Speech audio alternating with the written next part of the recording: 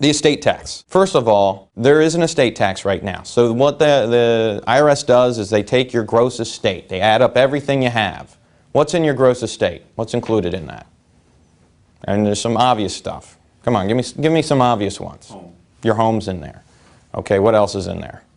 Your bank accounts, investment accounts, 401ks. Are your 401ks in there? Yeah, that's true. What about life insurance? Is life insurance in there? Life insurance is in there. Most people, if you ask them, the question is life insurance taxable? Is life insurance taxable? What's the answer to that? Depends. Well, it depends who owns it, but often people think it's a trick question because most of the time for income tax purposes it's not taxable. But for estate tax purposes it's included in the estate. But as you guys know, it does depend who owns it. Given that most people haven't done their estate planning, most people own their own life insurance. So that's included in your estate when you own your own policy. You have an estate, it's $10 million, you take $3.5 million off the top, and then there's an estate tax on the rest. It's currently scheduled in 2009 to be $3.5 million. Last year it was $2 million, and this was a number that was $600,000 for many years and has been increased. So there's a $3.5 million number that comes off the top. Now, next year there is scheduled to be a repeal. And as Phil pointed out, most likely they will change the law, although it's not a guarantee they will change the law. When I do my planning, I hope for the best, which is that they change it, they, extend the full repeal. But I plan for the worst. So what does planning for the worst mean? At least in my opinion right now, planning includes taking into account a $1 million number. If they don't change the law, that tax rate goes up.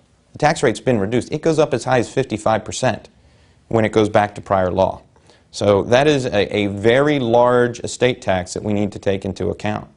We have a couple case studies. What we're going to talk about is probably the biggest bang for the buck when it comes to estate planning. And any married couple who's got any reasonable level of net worth should have this sort of tax planning built into their documents. And if they don't, then this is something you should be talking to them about. Case study number one is based on our worst case scenario of we're dealing with a $1 million number. What does it take to be in that situation and have an estate tax problem? We have Fred and Wilma here, no relation to anyone famous. And in this case, I put down a couple assets that they have. They have a house, it's probably undervalued at $400,000. It's not hard to have a $400,000 house today. That's a condo. They've got a brokerage account, a few other things. Fred's got an $800,000 term policy. Wilma's got a $400,000 term policy. Now, Fred dies in 2011. Wilma dies a few years later, 2015. So what are the estate taxes on that? Fred dies first, so we're going to add up all of his assets. And when we add it all up, he had $400,000. He had an $800,000 life insurance policy that he owned, $1.2 million. Now he's over the $1 million amount. Forgot to mention one thing about the estate tax. There's an unlimited marital deduction. You can leave $1 billion to your spouse, and you don't have to pay any estate tax as long as they're a U.S. citizen. $1.2 million in total assets, full marital deduction. There's no tax on Fred's death. We like that. That's a nice, efficient tax strategy, or result anyways. But now what happens when Wilma dies? Okay. Well, when Wilma dies, she's got $1.2 million she just inherited. She had $400,000 of her own assets, and there's a $400,000 life insurance policy included in her estate. So she's got $2 million in total assets. She dies, leaving the children, leaving her daughter everything. Now, what are the taxes? If she has $2 million and she dies, what are the taxes going to be? You can give $1 million tax-free to their daughter. The second $1 million gets hit with a tax, and it's $435 in that case. That's a pretty big tax on someone that has $2 million in total. Now, Fred had $1 million he could have left to anyone without incurring a tax. And Wilma had $1 million. They should have been able to leave $2 million to their daughter, right? Without incurring $435,000 in taxes. But what happened? Why do we have this huge tax? We have this huge tax because we didn't use Fred's credit. Fred, we wasted it. Fred gave everything under the marital deduction. So here is the single biggest bang for your buck. You'll save your clients $435,000 at least. If they've got millions of dollars, and we're talking, a $3.5 million number, you're saving your clients millions of dollars here. Scenario number 2, we're going to use what I call a credit shelter trust. You might also hear it called a bypass trust or an AB trust. They're all the same things. They're just different names for the same things. So how does that work? Let's go through the same scenario that we had before. Fred's estate. Fred's got $400,000 in assets, $800,000 in a life insurance policy. He's got $1.2 million total. He leaves those assets, instead of leaving it all to Wilma outright, we're going to put $1 million in a trust for Wilma's benefit, in a credit shelter trust for her benefit. Everything else we give outright to Wilma.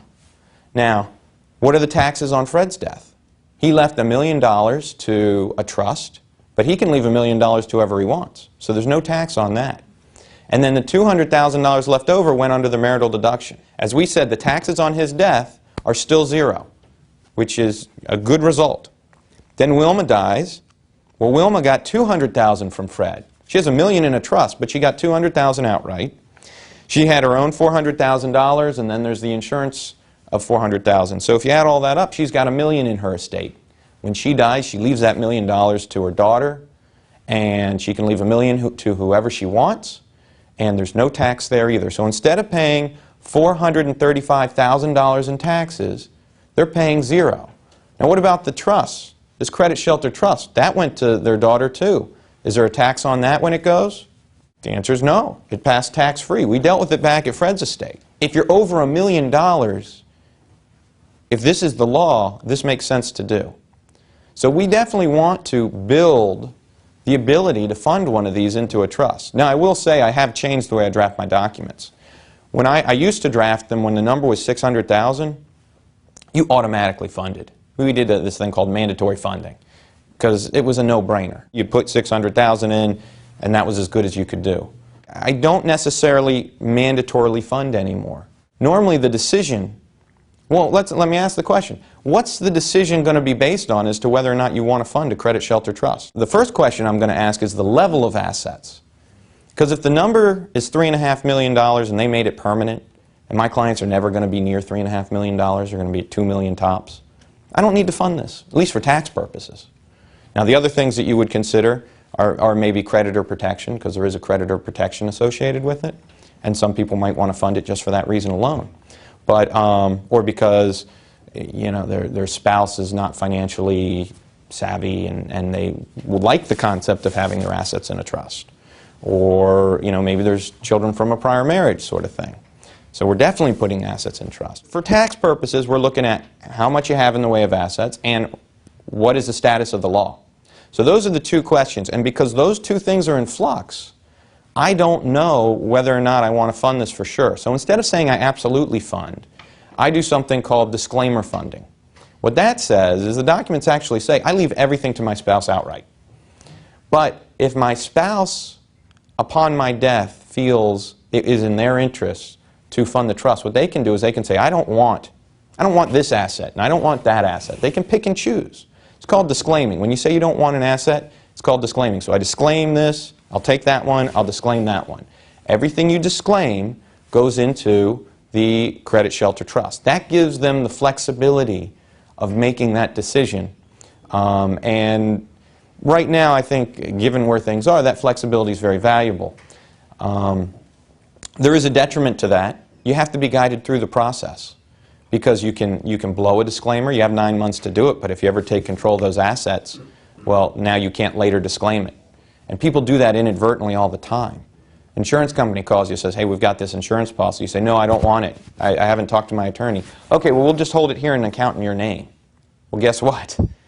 That's now your asset. They moved it to an account in your name. They can't do anything. You can't let them do anything. You can't let them sign anything. They need to see a professional. And they're making decisions when it's not necessarily the easiest time to make decisions. So that is the downside. But when I weigh those and I discuss those with the clients, overwhelmingly we take the position that it is more beneficial to have the flexibility. and they just know to come in and see, you know, a professional, either me. I actually put in my documents, come see myself or another estate planning attorney to help you make the decision.